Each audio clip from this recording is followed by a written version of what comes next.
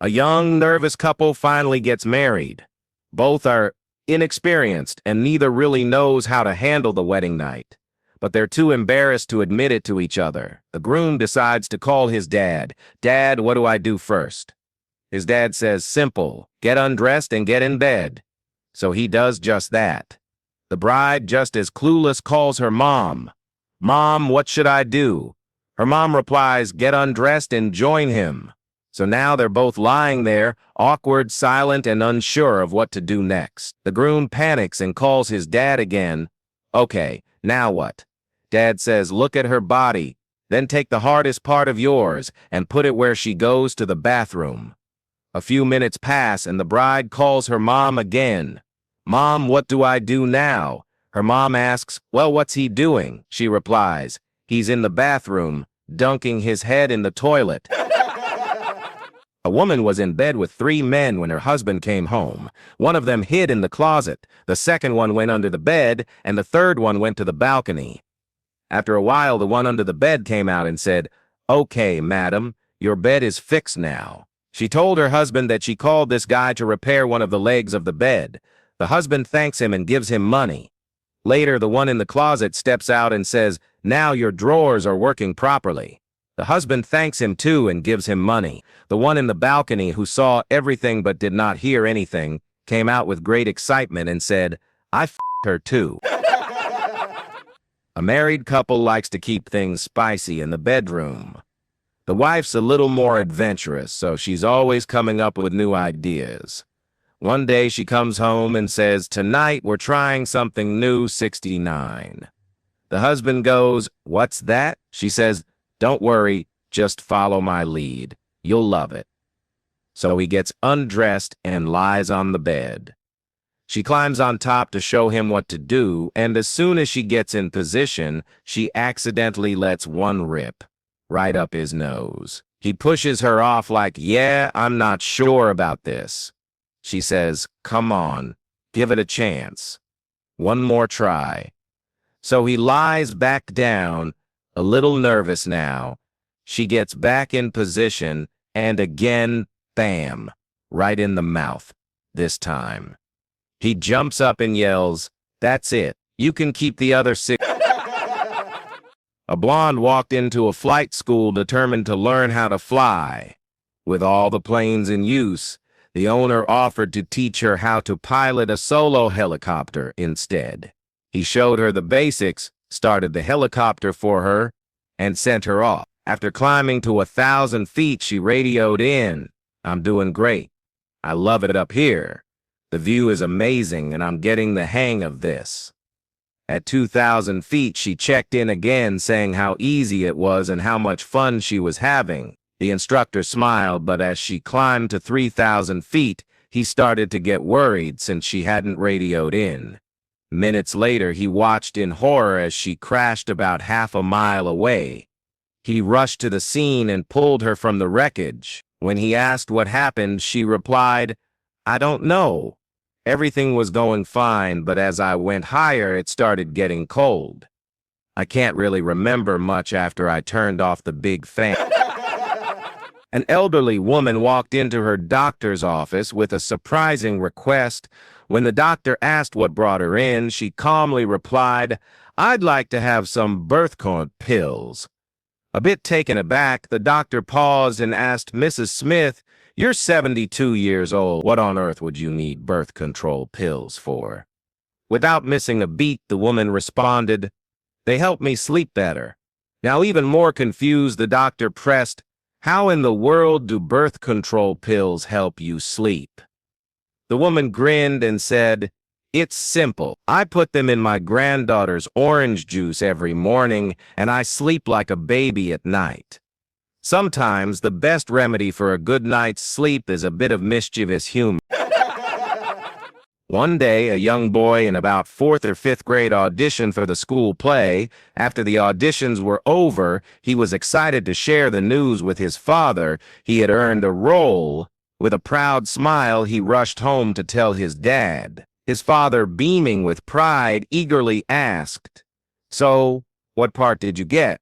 The boy replied, I got the part of a man who's been married for 25 years. His father chuckled, clearly amused, and gave him a congratulatory pat on the back. Well done, son. That's a great role. Then with a grin he added, maybe next time you'll get a talking role. It's moments like these filled with humor, love, and a touch of fatherly wisdom that make us smile. While the boy's role might have been a quiet one, we all know that a good laugh is the best part of any performance. A German pilot is shot down over the North African desert during World War II. He survives the crash and wanders for 2 days under the scorching sun. Dehydrated and desperate, he finally crawls over a sand dune and sees an elderly man standing at a table selling neckties. "Water, please, water," the pilot begs. The old man says, "Sorry, I don't have water, but I do have these fine neckties. Silk. Very stylish." The pilot groans. "Are you serious? I'm dying of thirst, and you're trying to sell me a tie?" The man shrugs. "If you head that way about 10 kilometers, there's a nice country club. I'm sure they can help you." Grumbling, the pilot stumbles off into the desert. A few hours later, he crawls back exhausted. "They wouldn't let me in without a tie." There were 3 prisoners, Prisoner A, Prisoner B, and Prisoner C. They were going to be shot by soldiers on top of a cliff. So the first day it was the Prisoner A, he was taken to the cliff, and the soldiers asked, "Any last words?" Prisoner A yelled, "Pfeifun." So the soldiers ran, and luckily the Prisoner A escaped. The next day it was Prisoner B. They asked him, "Any last words?" Prisoner B yelled, "Earthquake." And so the soldiers ran, and the Prisoner B escaped too. Now Prisoner C was extremely excited because he knew what to shout. He was pretty confident he'll escape. So the next day it was time for Prisoner C to be executed. He was asked, "Any last words?" And Prisoner C yells, "Fire," and they kill him. A woman meets a handsome, charming guy at a bar. They hit it off instantly, great conversation, sparks flying, and before long they head back to his place. As he gives her the grand tour of his apartment, she notices something unexpected. His bedroom is filled, and I mean packed, with teddy bears. There are small, cute bears lined up neatly along the bottom shelf, medium-sized fluffy bears perched on the middle shelves, and huge, giant teddy bears proudly sitting on the top shelf, watching over the room like silent guardians. She's a little surprised, but also kind of charmed. A tough-looking guy with such a soft, sensitive side, definitely a rare find. So she doesn't say a word about it. One thing leads to another. The chemistry kicks into overdrive, and the night turns into a whirlwind of steamy, passionate romance. Afterward, as they lay there catching their breath, the woman smiles and playfully asks, "So, how was it for you?" The guy stretches, lets out a little yawn, and casually replies, "Help yourself to any prize from the bottom shelf." A husband and wife were sitting quietly together in the park, just enjoying the day, when the wife suddenly turned to him and asked, "If I were to die, would you remarry?" The husband quickly replied, "Absolutely not." "Why not? Don't you like being married?" she pressed. "Of course I do," he answered. "Then why wouldn't you remarry?" After a pause, the husband sighed. "Fine. I suppose I would." His wife raised an eyebrow, clearly a little hurt. "You would?" The husband groaned, realizing this wasn't going well. She continued, "Would you let her live in our house?" "Well, it's a nice house, so yes." "Would you sleep with her in our bed?" "Where else would we sleep?" he answered. Trying to stay logical, "Would you let her drive my car?" "Probably. It's practically brand new." "Would you replace my pictures with hers?" "That would be the respectful thing to do." Would you give her my jewelry? No. I'm sure she'd want her own. Would you take her golfing with you? Of course. Golfing's always fun. Then the wife narrowed her eyes and asked one final question. Would she use my golf clubs? The husband, without thinking, replied, No. She's left-handed. Long silence. Damn.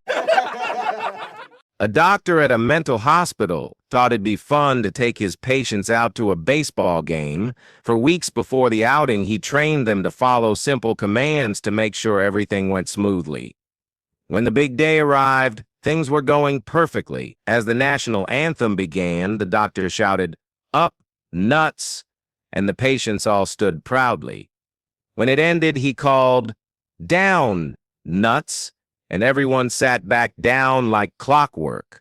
Later, when the home team hit a home run, the doctor cheered, Cheer, and the whole group clapped and shouted with excitement.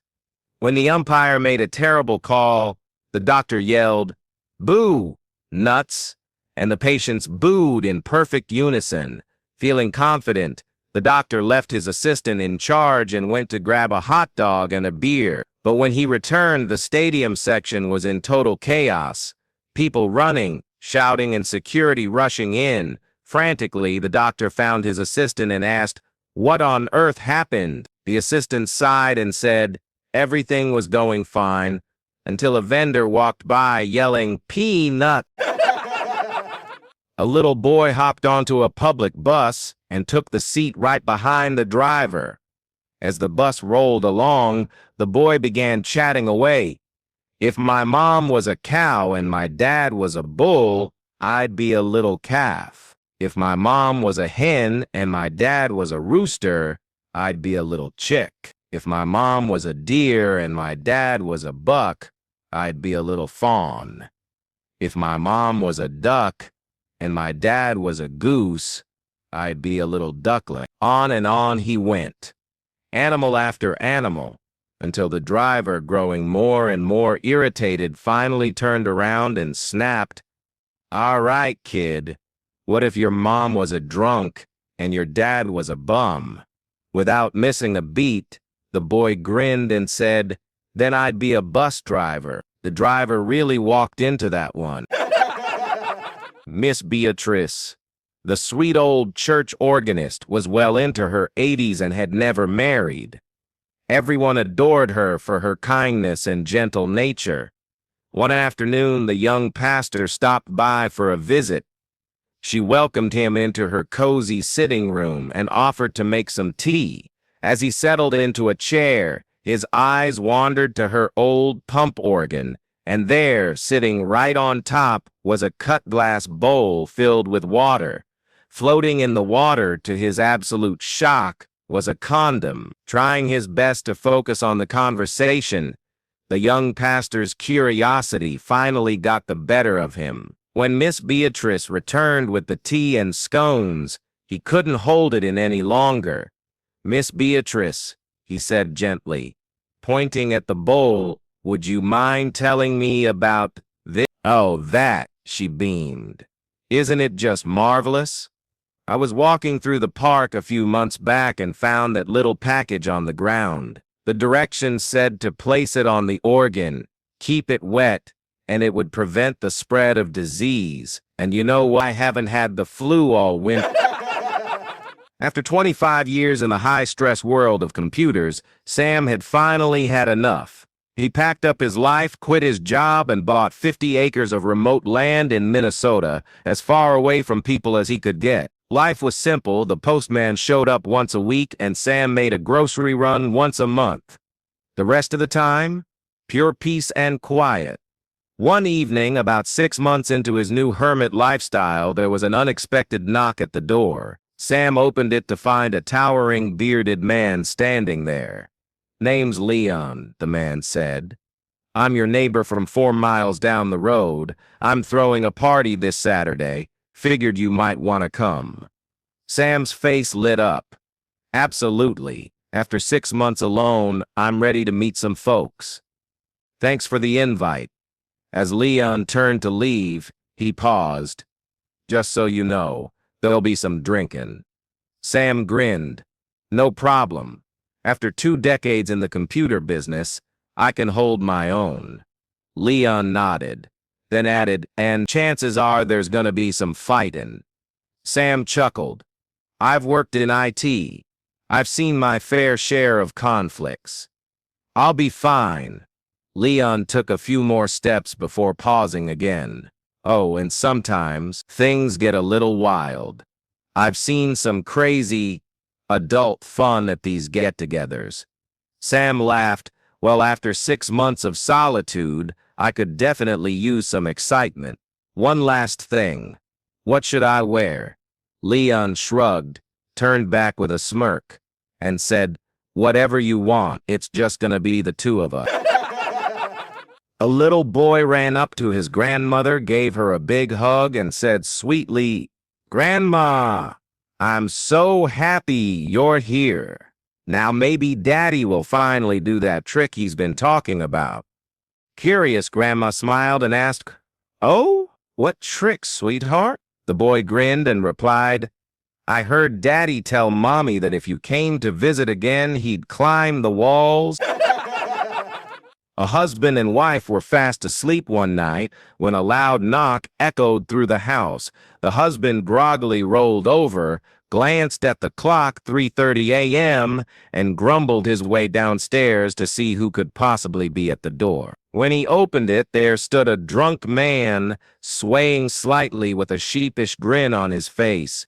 Hey there, buddy, the stranger slurred. Can you give me a push? The husband scowled. Are you kidding me? It's 3:30 in the morning. Go home. And with that, he slammed the door and stomped back upstairs. Climbing into bed, he told his wife what happened. She sat up and gave him the look. Dave, she said, that wasn't very nice. Remember when our car broke down in the rain and you had to knock on a stranger's door for help? What if he had told you to get lost? Feeling guilty, Dave sighed, got dressed, grabbed his shoes, and even gathered some tools ready for whatever car trouble the man might have. He opened the door and called out into the dark, Hey, you still need that push? Cheerful voice replied, Yes, please. Where are you? Dave shouted. The drunk answered, I'm over here, on your swing set. 2 college students miss their math final and go to the professor the next day to plead their case. He's in a good mood and says, all right, I'll give you a second chance. Come back tomorrow for an oral exam. The next day, both students show up. The professor tells one to wait outside while he tests the other. Inside, the professor asks, You're on a train and it gets too hot. What do you do? The student replies, I open a window. The professor nods. Okay, that window is 2 feet wide and 3 feet high. The train is moving north at 50 miles per hour and there's a crosswind coming from the east at 15 miles per hour. How long does it take for the air inside the cabin to be completely replaced? The student stares blankly. I don't know. F, says the professor. Send the other guy in. Now the second student comes in and gets the same first question. You're on a train and it gets too hot. What do you do? He says, I take off my jacket. Still hot. I take off my shirt. It's very hot. Fine, I take off all my clothes. The professor frowns. Okay, now the guy across from you is starting to stare a little too hard. The student interrupts, Sir, that whole train could be staring. I'm not opening that window. A woman joins a country club, and after hearing some guys talk about their golf game, she says, I played on my college team. I was pretty good. Mind if I join you next week? The guys exchange nervous looks, but one finally says, Sure, but we tee off at 6:30 a.m. He figures the early time will discourage her. She smiles and says, I'll be there, maybe up to 15 minutes late. They roll their eyes but agree. To their surprise, she shows up right on time and shoots an incredible 2 under par, beating all of them. She's friendly, humble, and fun. They invite her again the next week, week 2. She shows up at 6:30 sharp, this time playing left-handed. She still beats them. They're stunned. But she's so cool about it, they can't help but be impressed. They invite her again. Week 3, she shows up 15 minutes late, plays right-handed, and once again edges out a win. The guys are a little annoyed by the delay, but her great attitude smooths things over. After the round, over a few beers, one guy finally asks, "Okay, we have to know, how do you decide whether to play right or left-handed?" She grins and says, "Well, I'm ambidextrous. When I wake up, I check which way the mood in the room is pointing." They laugh, and one guy jokes, "What if it's pointing straight up?" She smirks. "Then I'm 15 minutes late." The military recently realized it had more generals than it needed, so they offered an early retirement deal. After sifting through all kinds of plans that nobody could agree on, they finally got creative. They announced that any general willing to retire on the spot would receive their full annual benefits, plus $10,000 for every inch measured in a straight line between any 2 points on their body. And the best part, the general could choose the 2 points. The first to step up was an Air Force general. He picked the top of his head to the soles of his feet, a solid 6 feet. He walked out with a check for 7. Next came an Army general, who stretched his arms straight overhead and asked to be measured from his fingertips to his toes, 8 feet. His check, a cool $960,000. Then came a seasoned old Marine general. When asked where he'd like to be measured, he calmly replied, "From the tip of my privates to my test." The pension officer blinked in surprise and gently suggested he might want to rethink that choice, especially after seeing the other 2 walk away with such hefty checks. But the Marine stood firm. So they called in the base medical officer for the official measurement. The doc asked the general to drop his pants, placed the tape at the tip and started measuring downward, but kept going and going. Finally, the doc paused and asked, "Sir, where are your tests?" With a straight face, the Marine replied, "Vietnam."